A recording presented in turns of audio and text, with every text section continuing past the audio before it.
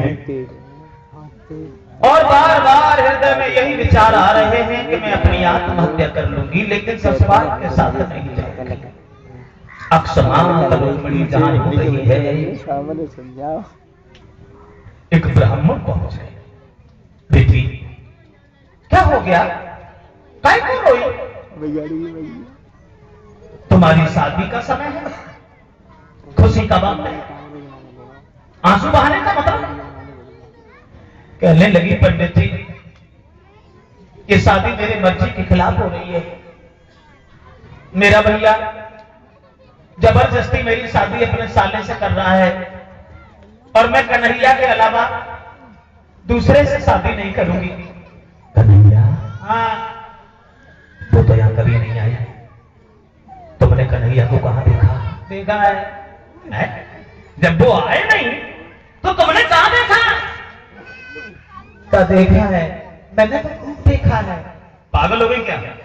जब वो यहां कभी नहीं आए तो तुमने कहां देखा? बोली पंडित जी मैंने सपने हरी सपने में श्याम को देखो है सुने पंडित जी।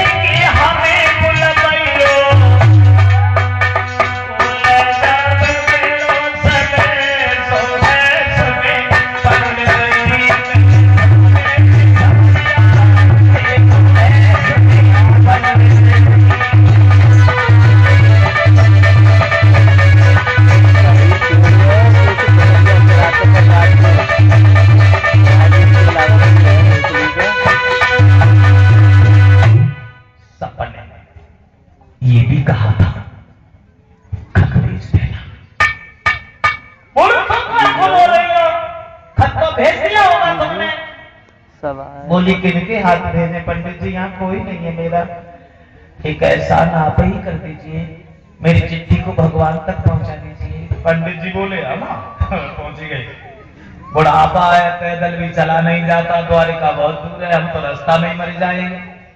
कहने लगी पंडित जी मैं तुम्हारा एहसान कभी नहीं भूलूंगी, आप मेरी चिट्ठी को भगवान तक पहुंचा दो।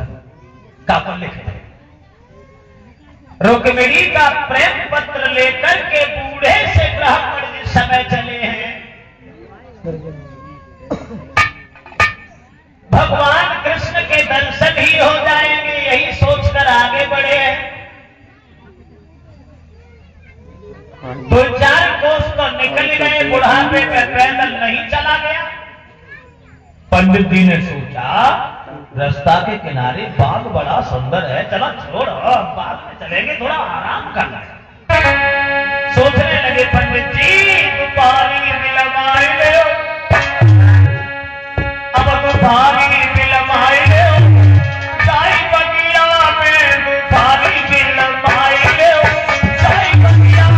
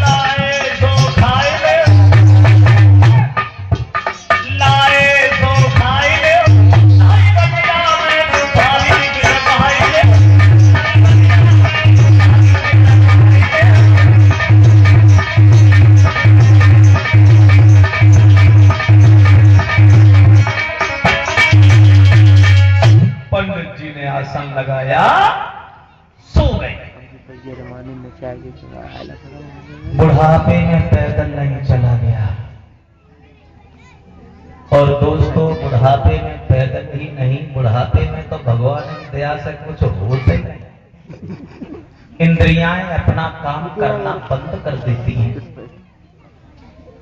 देख के जवानी को इतना इठलावे मती, देख के जवानी को इतना इठलावे मती, क्योंकि आवे वो बुढ़ापो तक कसाले पड़ जाएंगे। लेटत पे खटिया की पार्टी कर रहे वो हाथ, और चलत में लठिया के लाल पड़ जाएंगे। वैसे तो बुढ़ापा हर आदमी से बड़ा प्यार करता है, जबरदस्ती आता है, बिना बुलाए आता है। पहले तो आता नहीं है, और आ जाए तो छोड़ के जाता नहीं है। तब जाता है जब अपने साथ ही ले जाता है। गोस्वामी तुलसीदास जी कहते हैं रामायण में, पहलो सुख निरोगी काया, दूजे सुख होए घर में माया, तीजो सुख सुलक्षण नारी, चौथे सुख सुतयाज्ञाकारी, पंचम सुख नंगर में बासा, छठवां सुख पंचन के दासा। पहला सुख है जिसका शरीर स्वस्थ है, शरीर निरोग है, शरीर में कोई मर्ज नहीं, कोई बीमारी नहीं, तो उसके पास दौलत हो चाहे न हो, लेकिन वो सबसे ज्यादा सुखी है जिसका शरीर स्वस्थ है। और बुढ़ापे में जाकर के शरीर ही साथ छोड़ देता है, फिर किसी की अच्छी बात भी अच्छी नहीं लगती। वैसे तो भगवान ने हर आदमी को एक समान समझा है।